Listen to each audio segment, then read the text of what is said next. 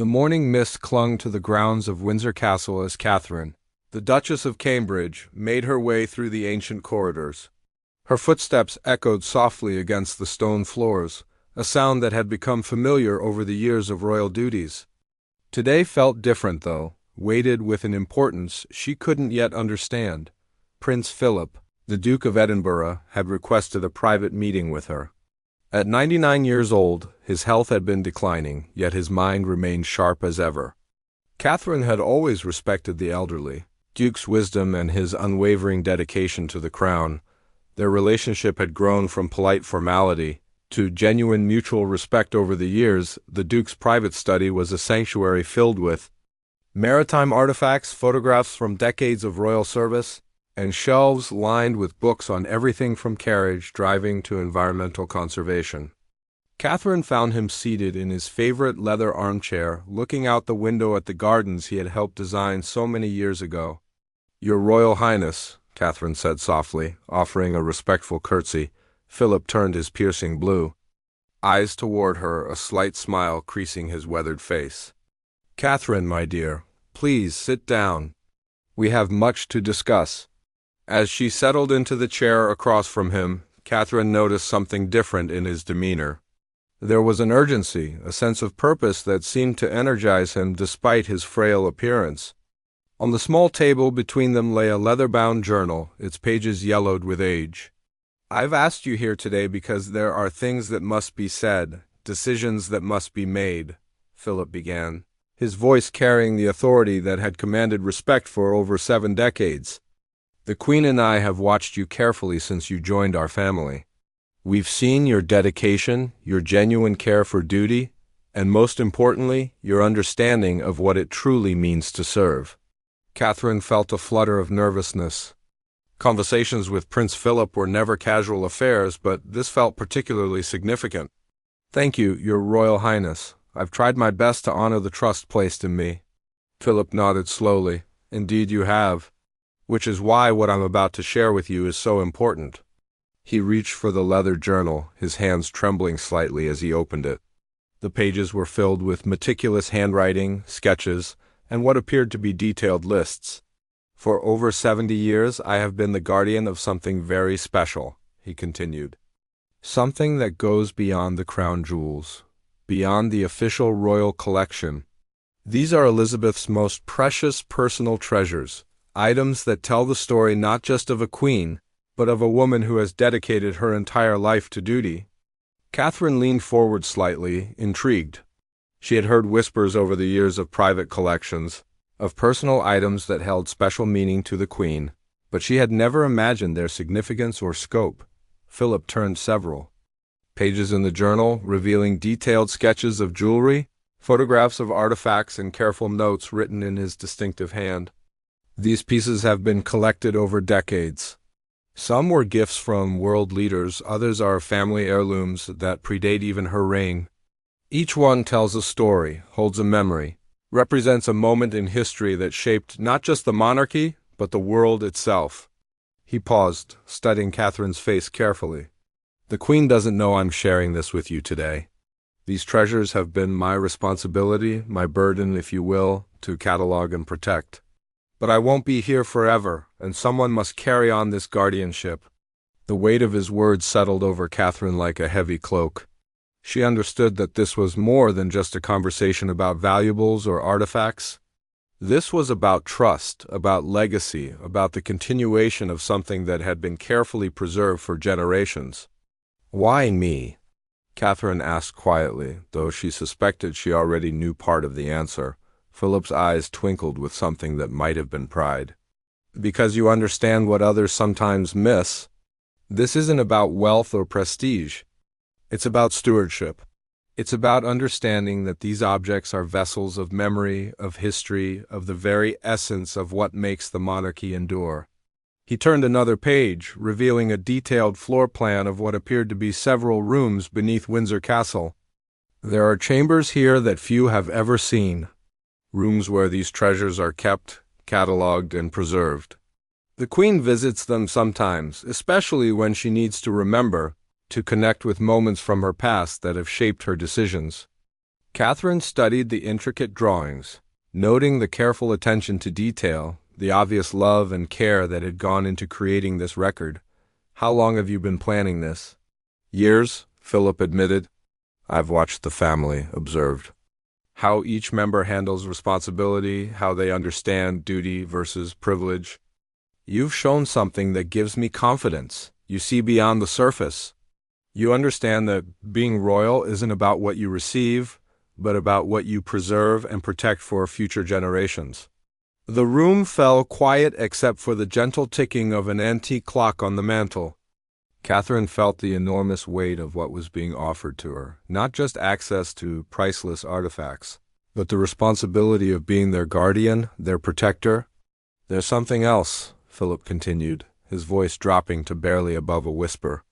"Some of these items, they're not just historically significant. They're personally precious to Elizabeth in ways that even she sometimes forgets.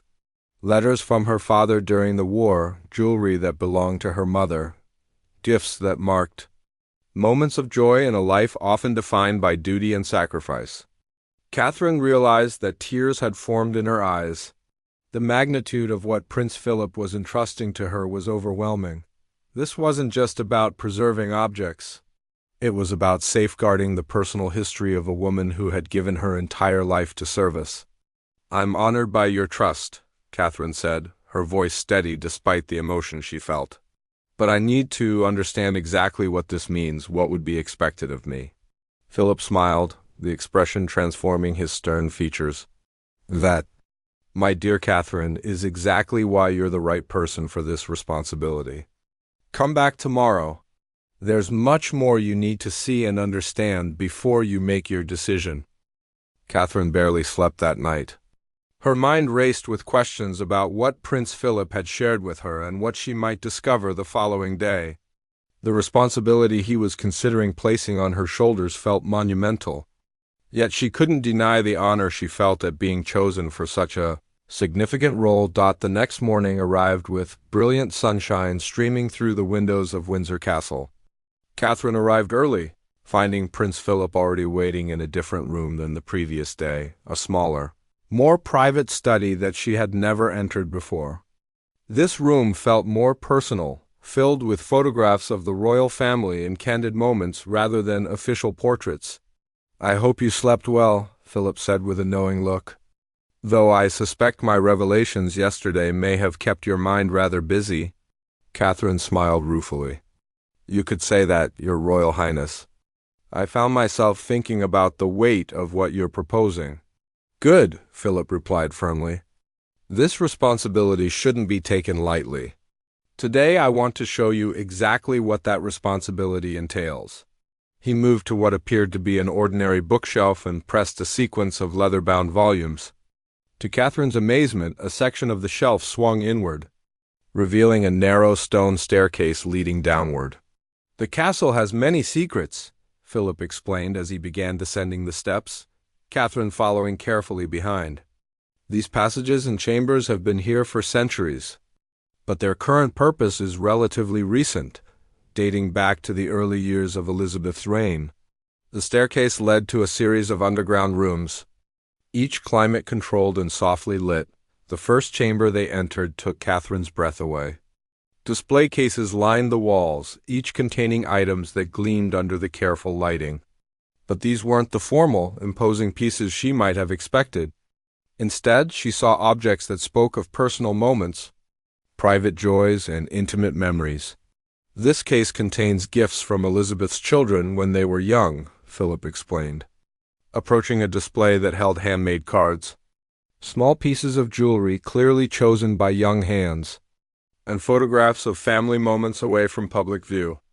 "That bracelet there was William's first Mother's Day gift to his grandmother. He saved his pocket money for months to buy it." Catherine felt her heart clench as she recognized her husband's childish handwriting on a card that read, "To the best granny in the world." The Queen had preserved these simple treasures, alongside items of incredible historical significance. They moved to another case, and Philip's voice grew softer. These are from her correspondence with her father during the war years. King George VI wrote to her constantly when she was serving in the auxiliary territorial service. He worried about her, was proud of her service. And these letters show a side of both of them that the public never saw. Catherine leaned closer to read one of the visible excerpts. Written in the king's careful hand, "My dearest Lilibet, your mother and I are so proud of your dedication to duty. Remember that you serve not just your country, but carry forward the hopes of all those who believe in what we represent." She reads these sometimes, Philip continued, especially when facing particularly difficult decisions. Her father's words still guide her even now. They spent the next hour moving through room after room. Catherine saw jewelry that had belonged to Queen Mary, items that had been wedding gifts but held personal rather than state significance, and photographs that documented private family moments spanning decades. Each item was meticulously catalogued, with detailed notes about its origin, significance, and any special care requirements. The complexity isn't just in the preservation, Philip explained as they entered what appeared to be a small office space within the underground chambers. It's in understanding the emotional weight each piece carries. Elizabeth doesn't just collect these things randomly. Each item represents a moment, a relationship, a memory that has shaped who she is. Catherine examined the detailed filing system, noting how each piece was cross-referenced not just by type or date, but by emotional significance and the circumstances of its acquisition. This is incredible work. How do you remember all the stories, all the connections? Philip tapped his temple with a slight smile. 70 years of listening, my dear. 70 years of watching her face light up when she holds her father's compass, or seeing her touch the brooch her mother wore on her wedding day when she needs to feel connected to family tradition. In one corner of the office, Catherine noticed a smaller display case that seemed different from the others. The items inside appeared more recent, and she could see that some spaces were still empty, waiting to be filled. That case is for items from the current generation, Philip explained, noting her interest. Things that will become treasures for future family members. It includes some pieces from William and Harry's childhood, items from your wedding to William, and space for treasures from the next generation of the family. Catherine felt a chill of recognition. This wasn't just about preserving the past. It was about continuing a tradition that would extend far into the future. Her own grandchildren might one day stand in these rooms, learning about their heritage through objects that were being carefully preserved now. "There's something else I need to show you," Philip said, leading her to a final room that was smaller than the others but felt somehow more significant. This chamber contained just a few display cases, but the items within them seemed to glow with importance. "These are Elizabeth's most private treasures," he said quietly. "Items that even the family rarely sees. The last letter she received from her father before he died. Her mother's rosary. The small diary she kept during her honeymoon. Things that are so personal, so precious to her, that they represent the very core of who she is beneath all the royal duties and public responsibilities." Catherine realized she was holding her breath. The intimacy of these objects, the trust that Philip was showing by revealing them to her, felt overwhelming. "Does the Queen know you've shown me all of this?" Philip was quiet for a long moment. "She knows I've been planning for the future care of these collections. She trusts my judgment about who should be responsible for their preservation. But she doesn't know I've chosen you specifically, not yet." They stood in comfortable silence for several minutes, Catherine absorbing the magnitude of what she had seen. These weren't just royal artifacts. They were the physical embodiment of a woman's entire life, carefully preserved and lovingly maintained. "I need to think about this," Catherine said finally. "Not because I don't want the responsibility, but because I want to be absolutely certain I can fulfill it properly." Philip nodded approvingly. "That response tells me I've chosen well. Take all the time you need." "But Catherine," he paused, fixing her with his penetrating gaze, "remember that this opportunity may not come again. I won't be here forever." And Elizabeth needs someone she can trust completely to understand not just the value of these items, but their meaning. 3 days passed before Catherine felt ready to give Prince Philip her answer. She had spent those days in quiet contemplation, walking through the gardens of Kensington Palace and thinking deeply about what this responsibility would mean for her life and her family. She discussed it with William, though she couldn't share all the details Philip had sworn her to secrecy about.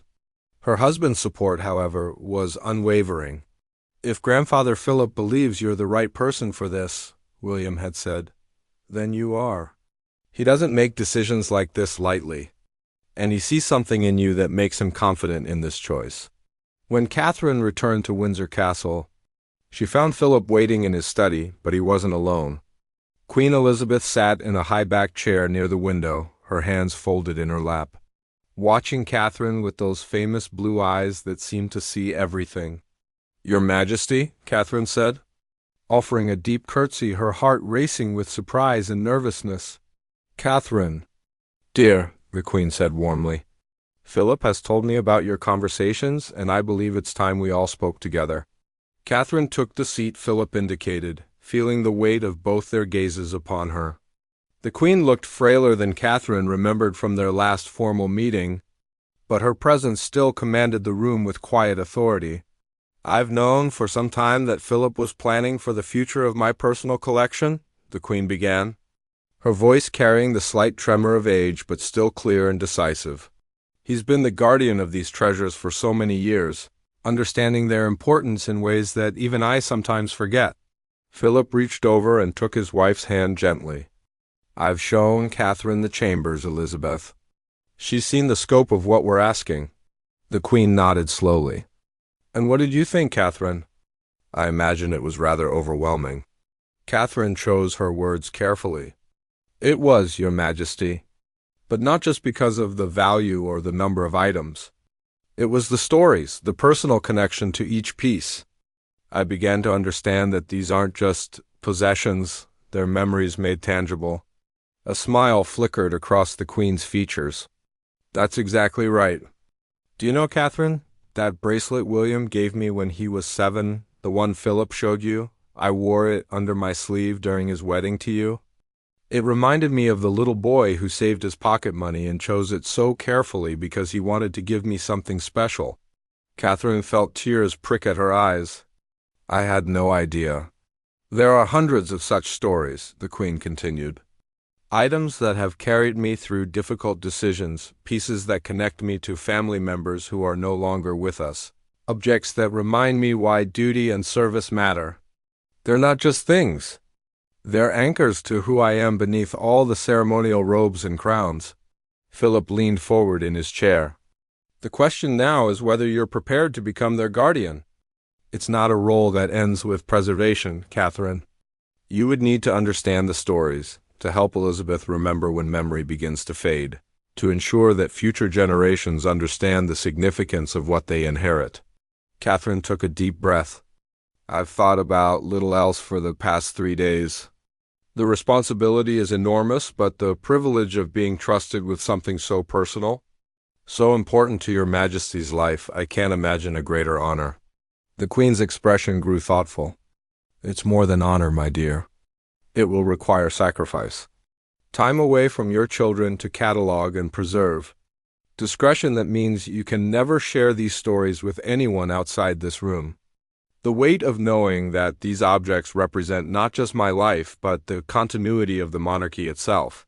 "I understand that," Catherine replied, "and I'm ready for it. Not just because I want to serve, but because I believe in the importance of preserving these connections to the past for future generations." Philip and Elizabeth exchanged a look that spoke of decades of shared understanding. Then the Queen spoke again, her voice taking on the formal tone Catherine recognized from state occasions. "Then I ask you officially, Catherine, Duchess of Cambridge, to accept the role of guardian of the Queen's personal treasures, with all the responsibilities and trust that position entails." Catherine felt the historic weight of the moment. This wasn't just accepting a role. It was accepting a sacred trust that connected her directly to the most intimate aspects of the monarch's life. I accept, Your Majesty, with gratitude and complete dedication to honoring the trust you're placing in me. The Queen reached into a small bag beside her chair and withdrew an ornate key, its metal worn smooth by decades of handling. This key has opened those chambers for 70 years. It was my father's before it was mine, and now it passes to you. As Catherine took the key, she felt its weight, not just the physical metal, but the symbolic importance of what it represented. This was access to the most private aspects of royal history, to treasures that told the story of a woman's entire life in service to her country. There are protocols you'll need to learn, Philip said, returning to his practical manner. Schedules for checking on items that require special care, procedures for adding new pieces, and methods for documenting any changes or discoveries. But beyond the technical aspects, you'll need to develop a relationship with the collection itself. The Queen nodded in agreement. I visit the chambers at least once a month, sometimes more when I'm facing difficult decisions or missing family members who are no longer with us. You'll need to accompany me on these visits, to learn which items bring comfort, which ones inspire strength, which ones connect me to specific memories or people. Catherine realized that this role was far more intimate than she had initially understood. She wouldn't just be a caretaker of objects. She would be a companion to the Queen in her most private moments of reflection and remembrance. When would you like me to begin? Catherine asked. Philip smiled. Immediately. The sooner you begin learning the full scope of the collection, the better prepared you'll be for when... He paused, the unspoken reality of his declining health hanging in the air. When I'm no longer here to guide you, he finished simply. The Queen reached out and placed her hand over Catherine's. Thank you, my dear. This means more to me than you can possibly know. These treasures represent my entire life, and knowing they'll be in caring hands gives me great peace. As the three of them sat together in the afternoon sunlight filtering through the ancient windows, Catherine felt the profound significance of what had just occurred. She had been entrusted with something far more valuable than crown jewels or state treasures. She had been given guardianship over the heart and memory of the monarchy itself. The training began immediately. Over the following weeks, Catherine found herself spending several hours each day at Windsor Castle, learning from Prince Philip with an intensity that surprised even her. His health was declining noticeably, which seemed to add urgency to his instruction. Each section has its own climate requirements, Philip explained as they stood in the main chamber, his voice weaker than it had been just days earlier. The letters and documents need different humidity levels than the jewelry.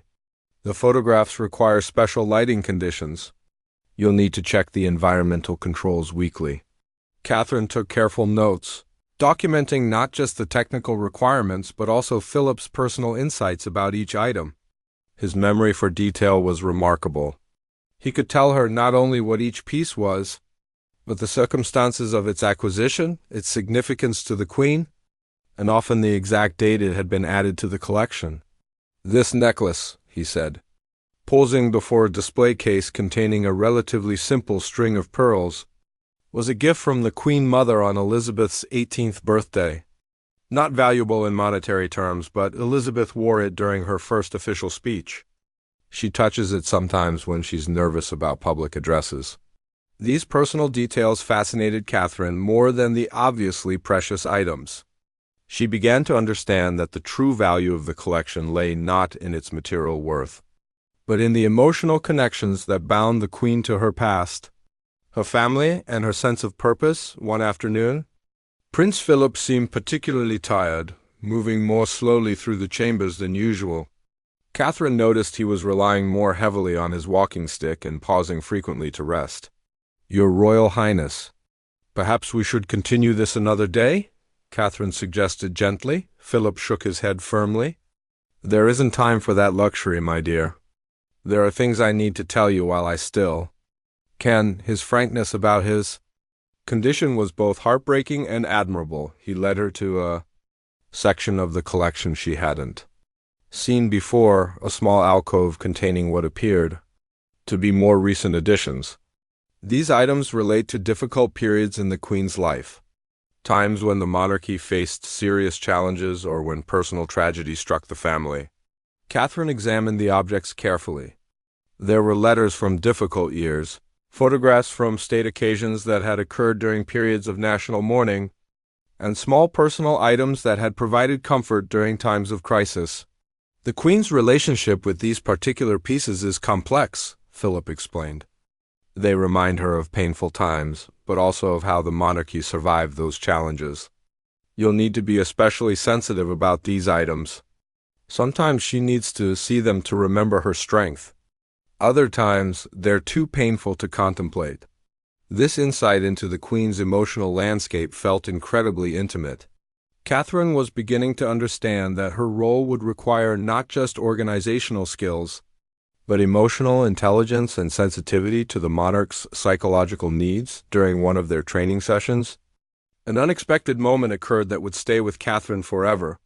The Queen arrived unannounced for one of her private visits to the chambers.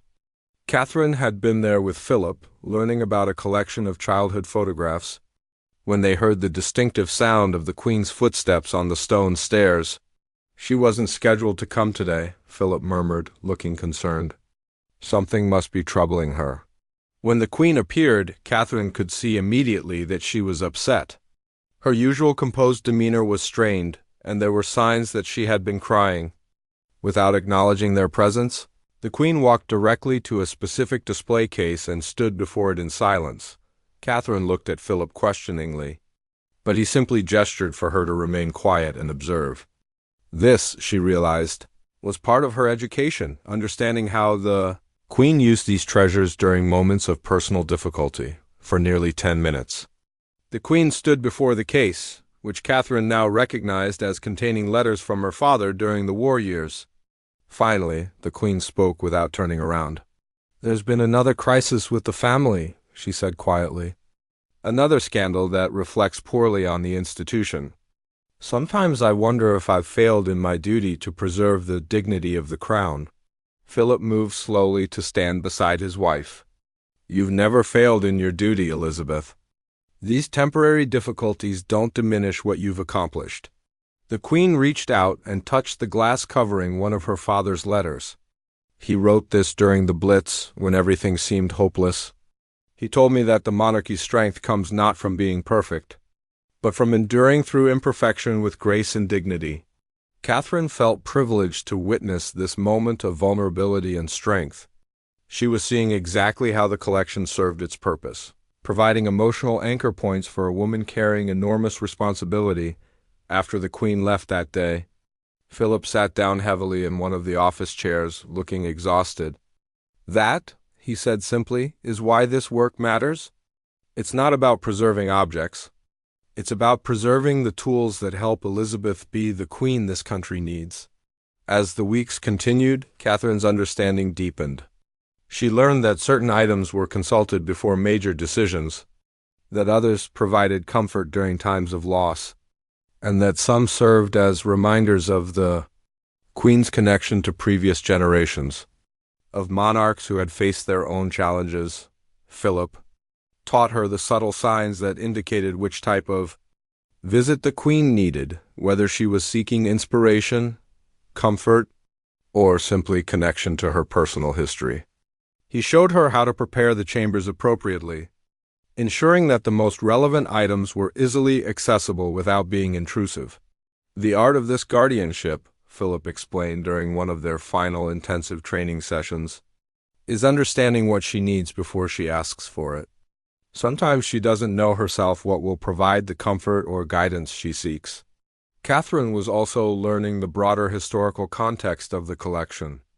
Many items had connections to significant moments in British history, letters written during constitutional crises, jewelry worn during important state visits, photographs taken during pivotal moments in the evolution of the modern monarchy.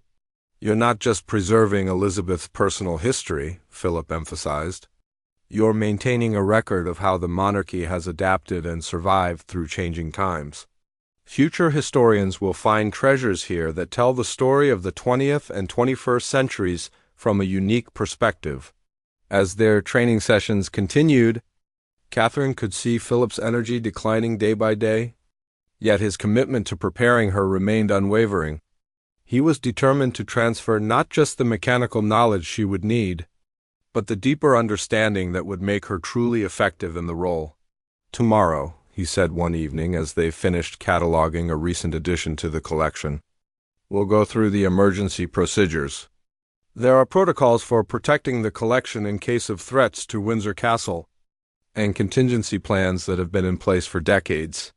Catherine nodded, though she felt overwhelmed by the scope of responsibility she was accepting. This was far more complex than she had initially imagined, touching on security issues, historical preservation, and the intimate emotional life of the monarch.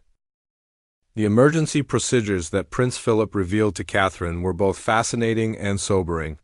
Hidden throughout the underground chambers were secure storage systems designed to protect the most valuable items in case of fire, flood, or even attack on the castle itself. During the war years, when bombing was a real threat, these systems were installed. Philip explained as he showed Catherine concealed panels and protective cases that could be activated quickly. Some protocols haven't been used for decades, but they're maintained and tested regularly. The safety of these treasures is a matter of national security in some ways. Catherine learned about evacuation routes, backup storage locations, and a complex priority system that determined which items would be saved first in an emergency. The most personally significant pieces to the Queen had the highest priority, regardless of their monetary value. That bracelet from William as a child would be saved before jewelry worth millions, Philip explained matter-of-factly. The emotional value to Elizabeth supersedes everything else. During their final weeks of intensive training, Catherine noticed that Philip was struggling more each day. His voice was often hoarse, and he needed frequent rest breaks. Yet he seemed driven by an urgent need to share everything he could while he still had the strength. One morning, Catherine arrived to find Philip sitting in his study with a thick folder of documents spread before him on his desk. These weren't the usual cataloging materials, but official-looking papers with royal seals and formal language. "These are the legal documents that establish your guardianship," he explained. "They've been prepared by the royal solicitors and will become effective immediately.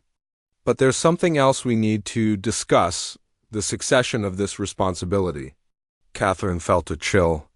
Philip was talking about what would happen not just after his death, but potentially after her own. "You'll need to think about who should follow you in this role. It might be many years from now, but the position requires careful selection and training. The person you choose will need the same qualities that led me to choose you." The weight of this responsibility seemed to grow heavier each day. Catherine wasn't just accepting a temporary role. She was becoming part of a chain of guardianship that would extend far into the future.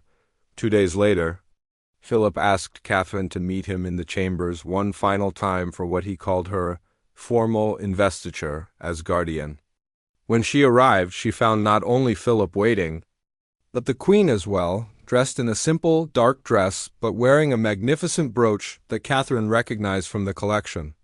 "Catherine," the Queen said formally, "you have demonstrated your understanding of the sacred trust we place in you today. Do you accept the role of guardian of the Queen's personal treasures, with all the duties and discretion that position requires?" "I do, Your Majesty," Catherine replied. Feeling the historic significance of the moment, the Queen then presented Catherine with a small box containing what appeared to be an official badge of office, a beautifully crafted pin bearing the royal cipher and the words "Guardian of Memory" in Latin. "This badge has been worn by only 3 people in history," the Queen explained. "My father's trusted advisor during the war years, Philip since our marriage, and now you. It represents not just access to these treasures, but responsibility for their care and the discretion to use them in service of the crown." Philip stepped forward. Though Catherine could see the effort it cost him, "The transfer is now complete. From this moment, you are the primary guardian. I remain available to advise and assist, but the responsibility rests with you." The ceremony was simple but profoundly meaningful. Catherine understood that she had been invested not just with a role, but with a trust that connected her directly to the most intimate aspects of royal history and the Queen's personal life. Over the following week, Catherine began her independent guardianship duties. She established a routine of checking the chambers twice weekly, monitoring the environmental controls and maintaining the detailed records that Philip had begun. Each visit deepened her appreciation for the complexity and importance of the collection. Her first solo encounter with the Queen in the chambers came sooner than expected. Just 10 days after her official investiture, Catherine received a call requesting her immediate presence at Windsor. When she arrived, she found the Queen sitting quietly in the main chamber, looking fragile and sad. "The Commonwealth tour has been cancelled," the Queen said without preamble. "The doctors say Philip isn't strong enough for the travel. 70 years of supporting me, and now—" Her voice trailed off. Catherine approached respectfully, unsure of the proper protocol for this situation. Philip's training hadn't covered how to provide comfort to a grieving monarch. "Your Majesty, perhaps there's something here that might provide strength for this difficult time?" Catherine suggested gently. The Queen looked up with surprise, as if she hadn't expected such understanding from someone so new to the role. "Yes," she said softly. "Yes, that's exactly why I came." Together, they moved through the chambers. The Queen seemed to draw strength from certain items: photographs from early years of her marriage, letters from successful Commonwealth visits, mementos from times when she and Philip had worked together to strengthen the monarchy. "This medallion," the Queen said, stopping before a simple piece that Catherine had barely noticed in her training, "was given to me by Philip after our first major tour together in 1954. He said it was to commemorate our partnership in service. I'd forgotten about it until today." Catherine realized that this was one of the most important aspects of her role, helping the Queen rediscover her own treasures when she needed them most. The collection was so vast that even the Queen sometimes forgot what comfort might be available to her. As they concluded the visit, the Queen turned to Catherine with a look of genuine gratitude. "Thank you, my dear. Philip chose well. You understand that these objects aren't just things to be preserved, they're tools for remembering why we serve, and how we've survived previous challenges." That evening, Catherine sat in her private study at Kensington Palace, wearing the Guardian badge and thinking about the profound change in her life.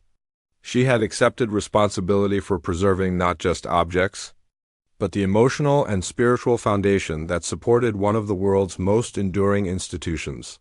3 days later, she received a call that Prince Philip had taken a turn for the worse.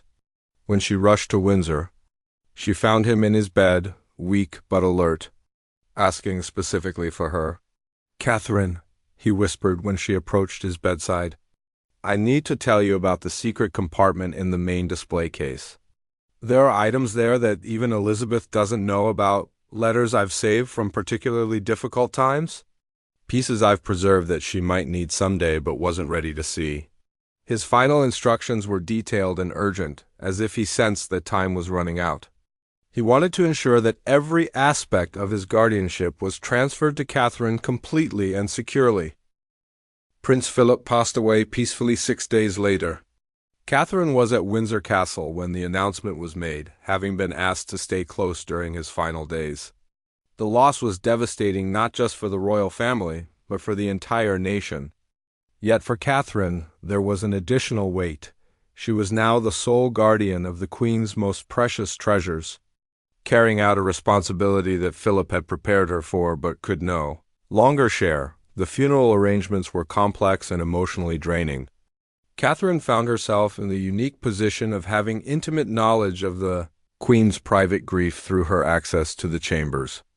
2 days after Philip's death, the Queen came to the underground room seeking solace, and Catherine was there to provide the support that Philip would have given. "I keep expecting him to walk through that door," the Queen said, standing before the display case containing their early correspondence. 73 years of marriage, and I still feel like a young bride waiting for his approval. Catherine remained quietly supportive, allowing the Queen to process her grief in the presence of the items that connected her to happier memories. She watched as the monarch touched a photograph from their honeymoon, held a letter Philip had written during their engagement, and examined a small gift he had given her for their first wedding anniversary. "He saved things I didn't even know he had kept," the Queen murmured, opening the secret compartment that Philip had revealed to Catherine in his final days. Inside were items that told the story of their marriage from his perspective, ticket stubs from private outings, pressed flowers from bouquets he had given her, copies of speeches she had given that he had particularly admired. Catherine felt honored to witness this deeply personal moment of discovery and grief. The Queen was learning things about her husband's love for her through objects he had secretly preserved, and Catherine was there to provide the context and explanation that Philip had entrusted to her. In the weeks following the funeral, Catherine's role as guardian became even more crucial. The Queen seemed to draw strength from visiting the chambers more frequently, finding comfort in the physical reminders of her long life of service and personal relationships. Catherine learned to anticipate these visits, ensuring that the spaces were prepared and that she was available to provide whatever support might be needed. One particularly meaningful visit occurred a month after Philip's death, when the Queen asked Catherine to help her select items that represented the Duke's contributions to the monarchy. These pieces would be displayed privately during a memorial service for family members only. Philip never wanted public recognition for most of what he did, the Queen explained as they carefully chose photographs, letters, and personal items. "But I want our family to understand the depth of his service, the sacrifices he made, and the love he had for the institution we serve." Catherine assisted in creating a display that told the story of Philip's dedication through objects from the collection, letters he had written during difficult periods offering advice and support to the Queen, photographs from private moments when he had provided crucial emotional support during public crises, and items that documented his role in modernizing aspects of royal protocol and ceremony. Working on this memorial display deepened Catherine's understanding of her role. She wasn't just preserving objects. She was helping to shape how the monarchy would remember and honor its own history. The stories these items told would influence how future generations of the royal family understood their heritage and responsibilities. Several months later, Catherine faced her first major challenge as guardian. A historian researching the Queen's early reign had requested access to certain documents that were part of the private collection. The request had come through official channels and involved materials that could provide important historical insight. Catherine found herself needing to make delicate decisions about balancing historical research with the privacy and emotional needs of the Queen. She consulted with the monarch, carefully explaining the historian's request and the potential value of sharing certain non-personal items while protecting those with intimate family significance. "This is exactly the kind of judgment Philip prepared you for," the Queen told Catherine during their discussion. "The collection serves multiple purposes: personal comfort for me, historical preservation for the nation, and educational value for future generations. You'll need to find the appropriate balance." The decision they reached became a template for future such requests. Catherine developed protocols for sharing items that had clear historical value while maintaining the privacy and security of those pieces that were too personal or emotionally significant to be viewed by outsiders. As the first anniversary of Philip's death approached, Catherine realized how much her life had changed since accepting the guardianship role. She had become not just a caretaker of objects, but a confidant to the Queen during moments of private reflection, a protector of royal family history, and a bridge between the monarchy's past and future. The Queen had begun consulting Catherine about potential additions to the collection, recognizing that her guardian understood not just the practical aspects of preservation, but the emotional significance that would make items worthy of inclusion. Letters from recent state visits, gifts from grandchildren and great-grandchildren, and photographs from significant recent events were being evaluated for their long-term importance to the royal legacy. On the anniversary of Philip's death, Catherine accompanied the Queen on a special visit to the chambers. They went together to the section containing items from the Duke's life, including some pieces that Catherine had helped preserve from his personal study after his death a year ago. "I thought I understood the full scope of what Philip had created here," the Queen said as they stood together in the quiet chambers. "But working with you has shown me how much more there was to his vision. He wasn't just preserving the past. He was creating tools for the future." Catherine felt the profound truth of those words. Every item in the collection represented not just what had been, but what could be learned, what could provide strength, and what could guide future decisions. Her role as guardian was ensuring that this resource would be available for generations to come. As they concluded their anniversary visit, the Queen turned to Catherine with a smile that held both sadness and gratitude. "Philip's final directive was his greatest gift to me. He ensured that these treasures would be cared for by someone who understands their true value. Thank you, Catherine, for honoring his trust in mine." Standing in those ancient chambers beneath Windsor Castle, surrounded by the accumulated treasures of a lifetime dedicated to service, Catherine felt the full weight and privilege of her guardianship. She was preserving not just objects, but the heart and memory of an institution that had endured for centuries and would continue long after she was gone. Prince Philip's final directive had been fulfilled, and the Queen's most precious treasures were secure in hands that truly understood their meaning.